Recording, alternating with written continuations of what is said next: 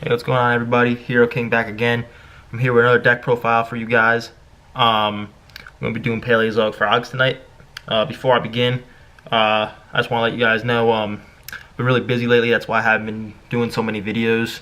I just got done with moving because my last house got destroyed from Hurricane Florence. So I finally got into a new house. So that all got done. I think I mentioned that in one of my other videos, but I just wanted to re-clarify for you guys. And also, work's been really hectic lately. So that's why I haven't been posting as much lately, but I'm still here, and I ain't going nowhere. But anyway, I'm going to present to you guys my Paleo frog deck. This deck's a lot of fun. It's been topping at a lot of regional events recently. It's very good against the meta. Again, it's good against Sky Strikers, Thunder Dragons, you name it. It's a pretty tough deck, and it's a rogue deck too, which is the best part about it.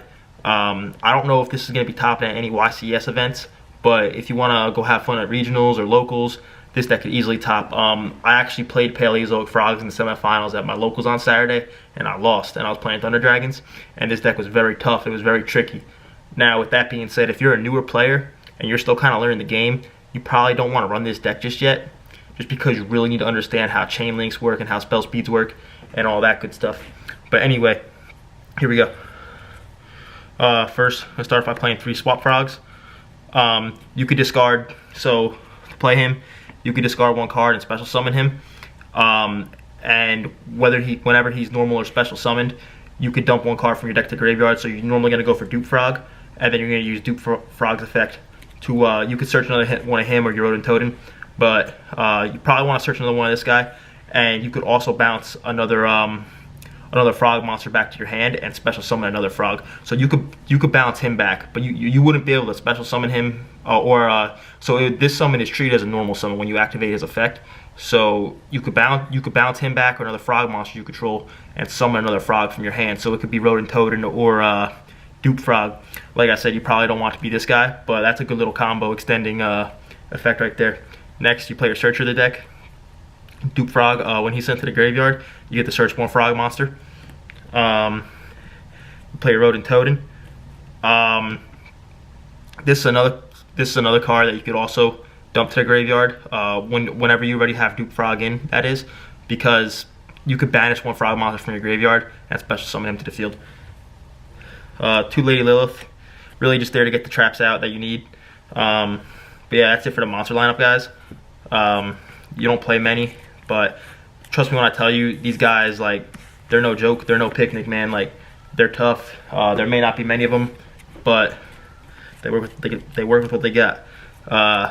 Played 3 Canada. So pretty much, you activate it, target 1 monster, it gets flipped face down. Obviously, you wouldn't be able to do it to a Link monster, but and also during a chain when this card's in your graveyard, just like all the other Paleozoic. So all the Paleozoic traps. So that includes Paleozoic Olenoids or whatever it's called, Morella, Dinoshas. Sorry, I can't pronounce some of these things.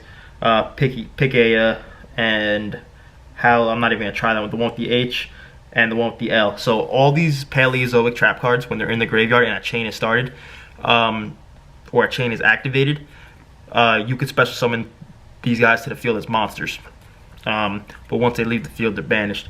Then you play 3 Paleozoic Olenoids, target 1 spell or trap on the field, destroy it. Then you play your 3 Morella. Send 1 trap from your deck to the graveyard. And I think that's it, right? Yeah, that's it. And then the rest is just a bunch of 1-ofs. This guy, target 1 card on the field, discard 1 card, and if you do, destroy it. And another thing I forgot to mention about these guys, when they're on the field as monsters, they can't be targeted with effects, right?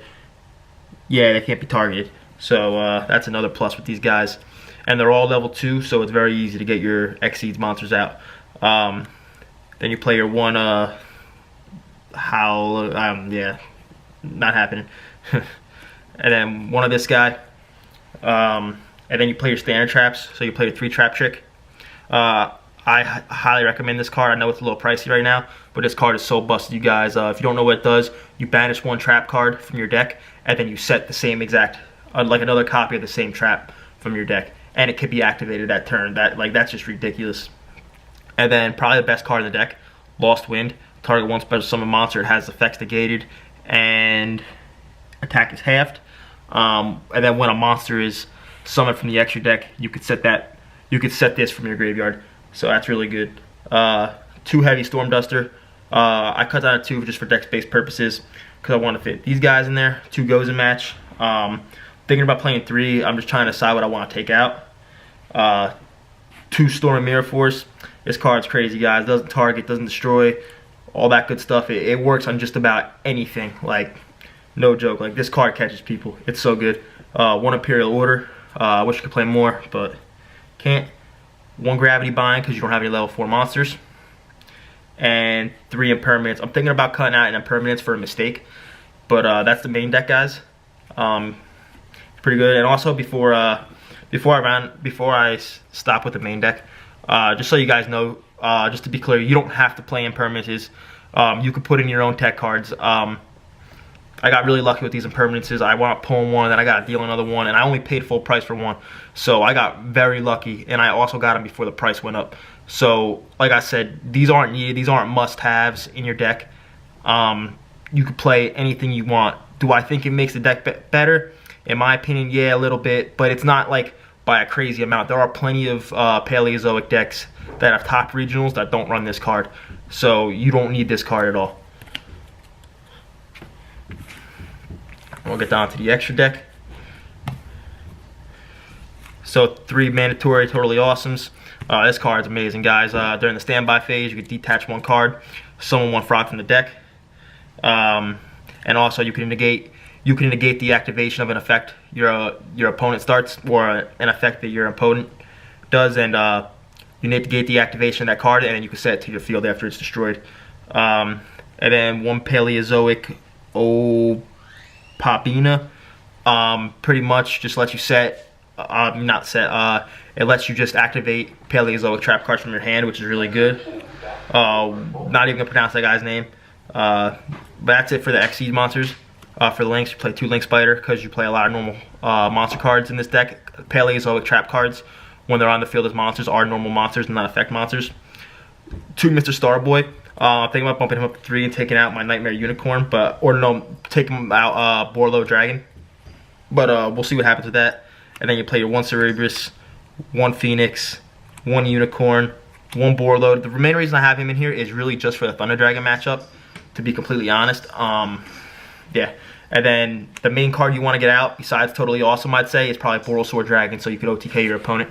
Yeah, guys, that's it for the deck profile. I hope you guys enjoyed it. Don't forget to like, comment, subscribe.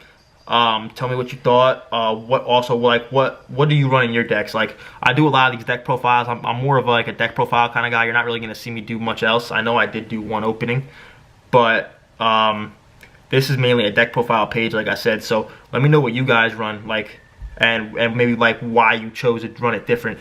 But yeah, that's it, guys. I hope you guys have a great night. See you later.